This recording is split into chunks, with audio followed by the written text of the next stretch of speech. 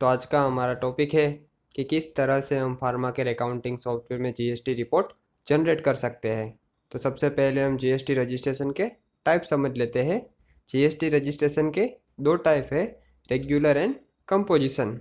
तो यहाँ पर हमारी कंपोजिशन कंपनी ओपन है, तो पहले हम कंपोजिशन टाइप के बारे में समझ लेते हैं।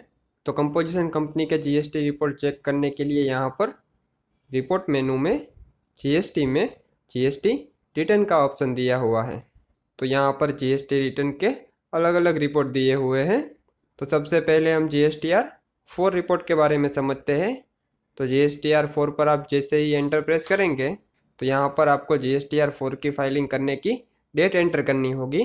तो GSTR-4 की फाइलिंग क्वार्टरली करनी होती है, तो यहाँ पर हम उस हिसाब से डेट एंटर करते हैं।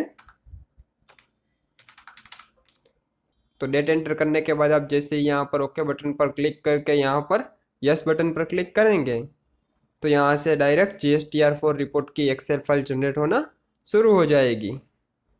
और यहाँ से आप GSTR-4 का रिपोर्ट एक्सेल फाइल में देखना चाहते हो तो यहाँ से यस बटन पर क्लिक करना है। तो जैसे ही आप यस बटन पर क्लिक करेंगे तो यहाँ पर एक्सेल फाइल में GSTR-4 का रिपोर्ट ओपन हो जाएगा। और यहाँ पर GSTR-4 के अलग अलग सेक्शन भी दिए हुए हैं। तो इस तरह से हम GSTR-4 का रिपोर्ट चेक कर सकते हैं और उसकी एक्सेल फाइल जनरेट कर सकते हैं। तो अब हम GSTR-4 एनुअल रिपोर्ट के बारे में समझते हैं। तो जैसे ही आप GSTR-4 एनुअल पर क्लिक करेंगे तो यहाँ पर आपको डेट एंटर करनी होगी। तो GSTR-4 की फाइलिंग ईयरली करनी होती है, तो यहाँ पर करंट ईयर की डेट ऑटोमेटिक आ जाएगी। जैसे ही आप यहाँ पर ओके बटन पर क्लिक करेंगे तो यहाँ पर GSTR-4 एनुअल का रिपोर्ट ओपन हो जाएगा।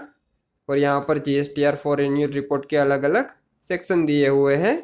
और आप GSTR-4 एनुअल रिपोर्ट की फाइल जनरेट करना चाहते हैं तो यहाँ पर जनरेट फाइल पर क्लिक करके यहाँ से यस बटन पर क्लिक करना है। जैसे ही आप यस बटन पर क्लिक करेंगे तो GSTR-4 एनुअल रिपोर्ट की फाइल जनरेट होना शुरू हो जाएगी। और यहाँ से आप GSTR-4 एनुअल का रिपोर्ट एक्सेल फाइल में देखना चाहते हैं तो यहाँ से यस बटन पर एंटर प्रेस करना है। तो यहाँ पर आप देख सकते हैं कि GSTR-4 एनुअल रिपोर्ट यहाँ पर ओपन हो चुका है। तो GSTR-4 एनुअल रिपोर्ट के बाद हम GSTR-CMP-08 रिपोर्ट के बारे में समझते हैं। तो जैसे ही आप यहाँ पर एंटर प्रेस करेंगे तो यहाँ से आप CMP-08 का रिपोर्ट चेक कर सकते हैं। और अगर आप रिपोर्ट की प्रिंट निकालना चाहते हैं तो यहाँ पर प्रिंट का ऑप्शन दिया हुआ है।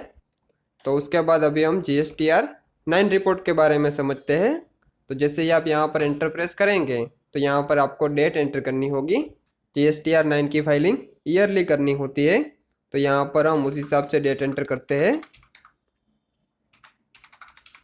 तो डेट एंटर करने के बाद जैसे ही आप यहाँ पर ओके बटन पर क्लिक करेंगे तो यहाँ पर आप GSTR-9 का रिपोर्ट देख सकते हैं। जनरेट फाइल पर क्लिक करके आप जैसे यहाँ पर यस बटन पर क्लिक करेंगे तो GSTR-9 रिपोर्ट की फाइल जनरेट होना शुरू हो जाएगी। और यहाँ से आप GSTR-9 का रिपोर्ट एक्सेल फाइल में देख सकते हैं।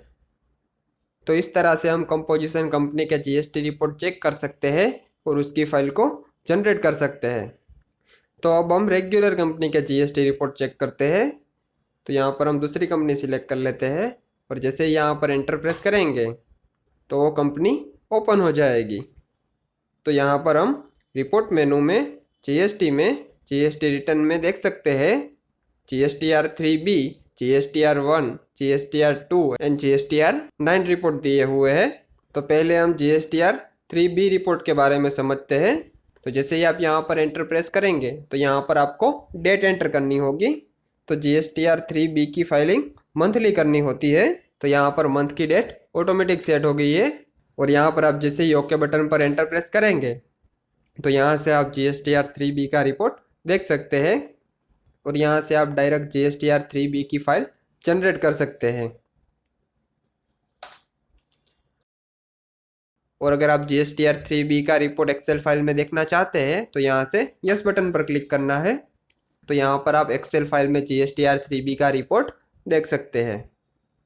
तो इस तरह से हम GSTR-3B का रिपोर्ट चेक कर सकते हैं और उसकी एक्सेल फाइल जनरेट कर सकते हैं। तो GSTR-3B रिपोर्ट के बाद अब हम GSTR-1 रिपोर्ट के बारे में समझते हैं। तो जैसे ही आप यहाँ पर एंटर प्रेस करेंगे तो यहाँ पर आपको डेट एंटर करनी होगी। GSTR 1 रिपोर्ट की फाइलिंग मंथली या फिर